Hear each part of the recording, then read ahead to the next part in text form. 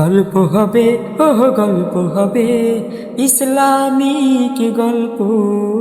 তোমরা যদি শুনতে চাও, দল বেঁধে বসে পড়ো। রমণীরা, তোমরা কেমন আছো? ভালো আছি। আচ্ছা, গল্পের পরবর্তী পর্ব শুরু করছি। তোমরা মন দিয়ে শোনো। যে নারীকে আল্লাহ সৃষ্টি করলেন তার নাম কি? শুনবা তো নাকি? জি। তার নাম আমাদের আদিমাতা হাওয়া আলাইহিস সালাম আর আদি পিতা আদম আলাইহিস সালাম। এইবার দুইজনকে আল্লাহ বললেন ফেরেশতাদিগকে, তোমরা তাদেরকে দুইজনের বিয়ে পড়াই দাও। ঠিক আছে, তাদেরকে বিয়ে পড়াই দাও, দিয়ে দুইজনকে এক জায়গায় রেখে দাও।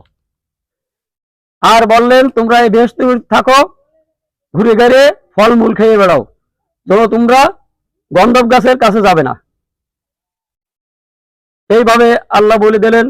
ওরা সেভাবে থাকতে লাগলেন। হঠাৎ করে একদিন আজাজিল শয়তান চিন্তা করলো যে আদমকে ধোঁকা দিতে হবে। আমি যখন কাফের হয়ে গেছি, আর আদমকে ধোঁকা দেওয়া লাগবে।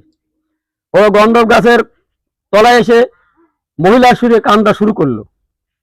এত জোরে কান্তি লাগলো, মা হাওয়া শুনতে পেলেন। মহিলাদের হচ্ছে কান লম্বা, শুনতে পেয়ে আস্তে আস্তে আগে যেতে লাগলেন। যত যায় তত আওয়াজ শোনা যায়। যাতে যাতে যাই দেখেন এক মুরব্বী বসে অত্যন্ত কান্নাকাটা করতেছে। উনি জিজ্ঞাসা করলেন, তুমি কি জন্য কাঁদতেছ? ইবলিস বলল, আমি কাঁদতেছি তোমাদের ভালোর জন্য। কারণ কি? বলে, তোমাদের এই যে গাছের ফল খেতে নিষেধ করেছে, এই ফলটা এত সুস্বাদু, কিন্তু তোমায় খাতি দিল না। আর তোমরা যদি খাইতে পারতে, এই শান্তিতে জীবন ভোর থেকে যেতে পারতে। এই কথার প্রলোভনে পড়ে ফল ছিঁড়ে আমাদের আদি মাথা হাওয়া আলাইহিস সালাম খেয়ে ফেললেন, আর একটি নিয়ে আদি পিতা আদম আলাইহিস সালামের কাছে নিয়ে গেলেন। কিন্তু উনি দেখে বলেন, না আমি খাবো না। তখন আবার ফিরে চলে আসলেন। ইবলিস বলল, এক কাজ করো, শরবতের ভিতরে শরবত বানাইয়ে তার ভিতরে এই দিয়ে আদমকে খাওয়াই দাও। তাই করলো।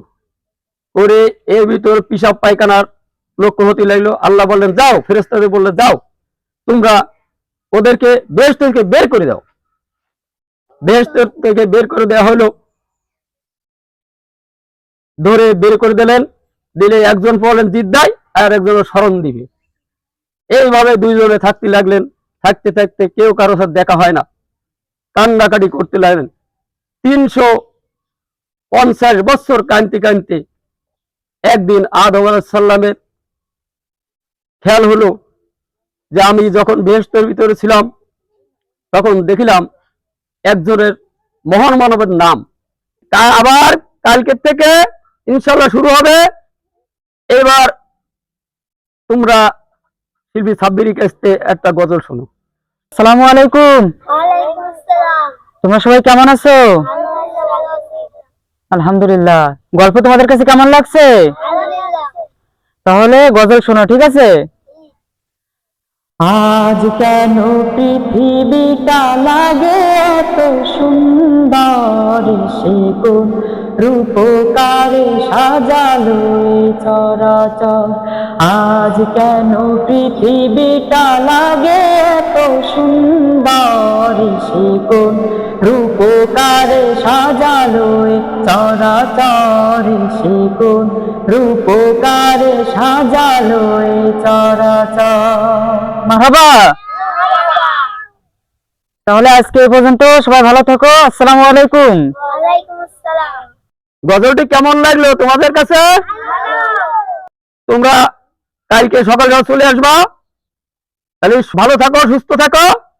ইনশাল্লাহ কালকে আবার হবে।